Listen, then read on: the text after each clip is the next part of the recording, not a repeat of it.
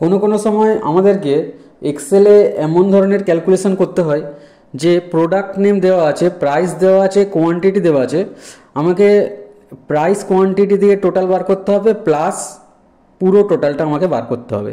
ঠিক আছে, তো এই ক্ষেত্রে আমরা যেটা করে থাকি সেটা হলো প্রথমে আমরা প্রাইসের সাথে কোয়ান্টিটি গুণ করি।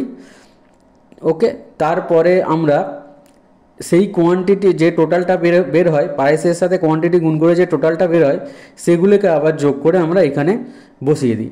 ওকে, তো সেটা আমি করি প্রথমে। তো যেটা আমরা করি সেটা এরকম, ইকুয়ালস টু এইটা ইন্টু এটা quantity, equals to price into quantity, enter. তাহলে বেরিয়ে গেল। এবার এটা আমি নিচের দিকে ড্র্যাগ করে দিলাম। তো ড্র্যাগ করতে আমার সমস্তটাই বেরিয়ে গেল। এখানে আমার এইগুলো যে প্রাইস অনুযায়ী কোয়ান্টিটি, প্রাইস কোয়ান্টিটি সমস্ত গুণ হয়ে যে যার ঘরে এখানে বেরিয়ে গেল। এবার আমরা কি করি, আমাদের টোটাল যে টাকার অঙ্কটা সেটা আমাদের বার করতে গেলে যেটা হয়, এখানে টোটাল লেখা ছিল, টোটাল আমি লিখে দিই এখানে টোটাল।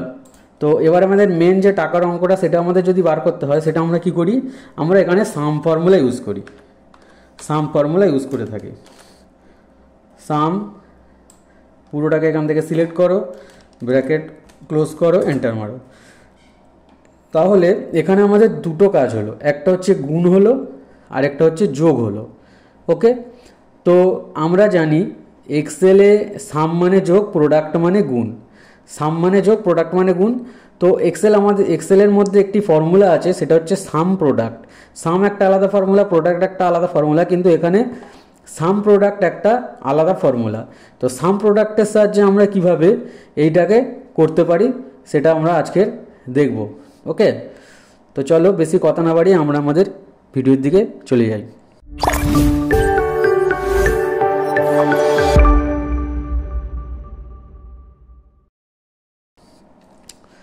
তো দেখো, তাহলে এইটা আমি বের করলাম, বের করার পর এখানে যে এই ভ্যালুগুলো বেরিয়ে আসলো, এই ভ্যালুগুলো বেরিয়ে আসলো, এখানে কিভাবে কাজ হলো, এটার সাথে এটা গুণ হয়ে এটা এলো, এটার সাথে এটা গুণ হয়ে এটা এলো, এটার সাথে এটা গুণ হয়ে এটা চলে এলো, এটার সাথে এটা গুণ হয়ে এটা চলে এলো, এটার সাথে এটা গুণ হলো, এটার সাথে এটা গুণ হলো, এটার সাথে এটা গুণ হলো, এটার সাথে এটা, আর এটার সাথে এটা। তারপর আমরা এগুলোকে প্লাস করে এখানে দিয়ে দিলাম। কিন্তু যদি আমরা এই পুরো কাজটাকে একসাথে করতে চাই তাহলে আমাদের যে ফর্মুলাটা ইউজ করতে হবে সেটা হলো সাম প্রোডাক্ট। তো সাম প্রোডাক্ট ফর্মুলা কীভাবে আমরা ইউজ করব, দেখো, equals to some product, equals to some product, bracket open. এবার এখানে বলছে অ্যারে ওয়ান। অ্যারে ওয়ান বলতে কি বোঝায়, তোমার এই যে টেবিলের মধ্যে যে অ্যারে আছে সেই এইটা একটা অ্যারে, তাহলে এইটা অ্যারে, এইটা অ্যারে, তাহলে অ্যারে ওয়ানকে সিলেক্ট করো, কমা অ্যারে টুকে সিলেক্ট করো, ব্র্যাকেট ক্লোজ করো। তাহলে এইখানে আমার প্রাইস আর কোয়ান্টিটি নিয়ে আমাকে করতে হবে। তাহলে আমি অ্যারে ওয়ানকে সিলেক্ট করলাম, কমা দিয়ে আবার অ্যারে টুকে সিলেক্ট করলাম। সিলেক্ট করার পর আমি এখানে এন্টার প্রেস করে দিলাম।